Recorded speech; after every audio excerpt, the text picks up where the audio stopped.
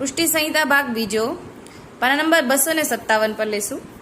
મોરારદાસ પ્રભુ શ્રી ગોપાલાજીને પ્રશ્ન કરી રહ્યા છે, જે રાજ જીવને અન્ય સંબંધ બાધક છે તો તે શું? અન્ય સંબંધ કોને કહેવાય? શ્રીજીએ મોરારદાસને પૂછ્યું. મોરારદાસને મુસ્કુરાતા કહ્યું, મોરાર, જીવને ભગવદ શરણાગતિ સંબંધ થયા પછી જે સંબંધ છે તે બધા સંબંધ અન્ય સંબંધ છે. અન્ય સંબંધ વિષ સમાન છે. લૌકિક પરિવારમાં લૌકિક બુદ્ધિ રાખે તો તે અન્ય સંબંધ થયો ગણાય. અહીંયા ઠાકોરજી અન્ય સંબંધ કહેતા અન્ય દેવી દેવતાઓને અન્ય સંબંધની તો વાત જ નથી કરી રહ્યા. અહીંયા તો ઠાકોરજી લૌકિક જીવમાં આસક્તિને પણ અન્ય સંબંધ કહે છે. એ વાક્ય આવ્યું કે શરણાગતિનો સંબંધ થયા પછી જે સંબંધ છે તે બધા અન્ય સંબંધ છે. લૌકિક પરિવારમાં લૌકિક બુદ્ધિ રાખે તો પણ તે અન્ય સંબંધ થયો ગણાય, પણ પોતાના પરિવારમાં ભગવદ સંબંધી બુદ્ધિ રાખે તો અન્ય સંબંધ થયો ન ગણાય. એટલે કે મારા પરિવારના દારા સકલ પરિવાર મેં સમર્પણ કર્યું છે, એટલે કે મારા પત્ની, પુત્ર, પરિવારના બધા સભ્યો મારા ઠાકોરજીની સેવાને અર્થે બને ત્યાં સુધી જાજામાં જાજો વિનિયોગ થાય, કેમ એ લોકો સેવા કરે, ઠાકોરજીનું સુખ કે રીતે બધાને લઈને વિચાર કરીએ તો એ અલૌકિક રીતે આપણે એનો ભાવ થયો તો એ અન્ય સંબંધ નથી, એમ સમજાવે છે. માટે જીવે પોતાના પરિવારમાં પણ ભગવત ભાવવાળી બુદ્ધિ રાખવી, જેથી લૌકિક કલેશ ન થાય. અનન્યતાની કાની મોટી છે. પુષ્ટિ પ્રેમ લક્ષણા ભક્તિમાં પ્રેમ મુખ્ય છે. પ્રેમ એ ભગવત સંબંધમાં દૂતી સમાન છે. તે પ્રભુજીનો સંબંધ કરાવી આપે છે. તેમાં અન્ય સંબંધ થોડો અથવા વધુ બગાડ તો કરે જ. એટલે કે અન્ય સંબંધ ભગવત સંબંધની અંદર જો લૌકિક બુદ્ધિ આવી જાય તો અન્ય સંબંધ જે છે એ બગાડ તો કરવાનો છે. જેમ ચાંડાના સ્પર્શથી છોવાઈ જઈએ છીએ, તે અંદરથી અને બહારથી સર્વાંગે છોવાઈ જાય, તેમ અન્ય સંબંધી પણ જીવ છોવાઈ જાય છે. પછી પ્રભુ તેવા જીવને અડે નહીં, એનો અંગીકાર ન કરે, તેને દૂર કરી દે છે. નહીં, સુગંધ સાથે દુર્ગંધ કેમ રહી શકે? દુર્ગંધ સુગંધનો નાશ કરે.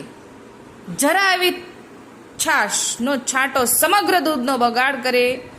જરા પણ સરપ કરડે તો ઝેર ચડ્યા વિના ન રહે, આખા શરીરમાં ઝેર ચડી જાય, પણ તેટલી જગ્યા જો કાપી નાખે તો ઝેર ચડે નહીં.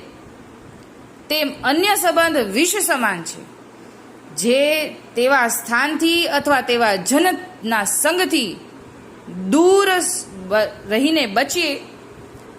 પતિવ્રતાના હજારો બીજા દોષ પતિ માફ કરે, પણ વ્યાભિચાર દોષ સહ્યો ન જાય. એટલે કે પત્નીની લાખો ભૂલ હોય તો પતિ માફ કરી દે છે, પણ વ્યાભિચાર દોષ માફ નથી કરતો પતિ. એવી રીતે ઠાકોરજી અહીંયા આપણાથી રોજ દોષ થતા હશે પણ એ માફ કરી દે છે, પણ અન્ય સંબંધ માફ નથી કરતા, એવું અહીંયા સમજાવે છે. પતિવ્રત ધર્મના માર્ગમાં પોતાના પતિ એવા પ્રભુ સિવાયનો સંબંધ વિનાશ કરનારો છે. અમારા કાકાજી શ્રી ગુસાઈજી આજ્ઞા કરતા કહ્યું છે કે અન્ય સંબંધ ગંધોપી કંદરા બાધમેવતે.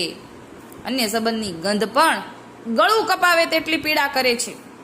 અન્ય સંબંધ તે વિષ છે, એમ વિષ ખાવાથી જીવનો નાશ થયો કહેવાય. તેને ભગવત સંબંધમાંથી ભગવત ધર્મમાંથી રુચિ ઉઠી જાય છે. ભગવતીની વાણીનો વિશ્વાસ ન રહે, પોતાની મનમાની કરે, અહમ ખૂબ વધે. એ લક્ષણ બધા અન્ય સંબંધના જાણવા. એટલે કે આવા લક્ષણ છે અન્ય સંબંધને કારણે છે. બીજા દોષો પ્રભુ માફ કરે, પણ અન્ય આશ્રય માફ નથી કરતા. તેથી પુષ્ટિ જીવે એક આશ્રયથી સદા પોતાના માર્ગમાં રહેવું, ગમે તેવા સંકટમાં પણ અન્ય આશ્રય ન થઈ જાય એની સાવચેતી રાખવી. પુષ્ટિ ભગવતીના સંગ સિવાય અન્ય સંબંધથી બચી શકાય નહીં. પુષ્ટિ ભગવતીના સંગ સિવાય અન્ય સંબંધથી બચી શકાય નહીં. એટલે કે આપણને અન્ય સંબંધ કરતા પણ કોણ બચાવે? તો કે ભગવતી બચાવે. પોતાના પ્રભુના આશ્રય સિવાય અન્યથા ભાવ કોઈ બીજામાં થાય ને તો અન્ય સંબંધ થયો જાણવો. એટલે કે હવે અહીંયા અન્યાશ્રય ઠાકોરજી જેટલો ભાવ બીજા કોઈ દેવી દેવતાઓમાં ન થવો જોઈએ, તે મહાબાધક છે. ત્યાં શુદ્ર દેવી દેવતા કે અન્ય સાધનના સંબંધની વાત જ ક્યાં રહી? એટલે કે અહીંયા દેવી દેવતાની વાત જ નથી કરી રહ્યા. ઠાકોરજી જેવો ભાવ જો બીજા કોઈ લૌકિકમાં પણ આવી જાય છે, ઠાકોરજી કરતાં અધિક પ્રેમ, ઠાકોરજીથી પણ અધિક પ્રેમ જો લૌકિકમાં આવી જાય છે તો પણ અન્ય સંબંધ થઈ ગયો, એમ આ બાબતે આપણને સમજાવે છે. એટલે તો કહે છે કે દેવી દેવતાની તો વાત જ ક્યાં રહી, તે તો મહા અનર્થ સર્જે છે. એટલે કે અન્ય દેવી દેવતા પ્રત્યે પ્રીતિ જાગવી એ તો મહા અનર્થ સર્જે છે. પણ જીવને પોતાના આગામી ફળની કાંઈ ખબર જ નથી કે આનું પરિણામ શું આવશે. માટે પુષ્ટિજીવે અન્ય સંબંધથી સદા ડરતા રહેવું. તાદર્શી ભગવતીના સંગ સિવાય અન્ય આશ્રય, અન્ય સંબંધથી બચી ન શકાય. તાદર્શી ભગવતીના સંગથી ભગવત કૃપારૂપી ફળ પ્રાપ્ત થાય છે.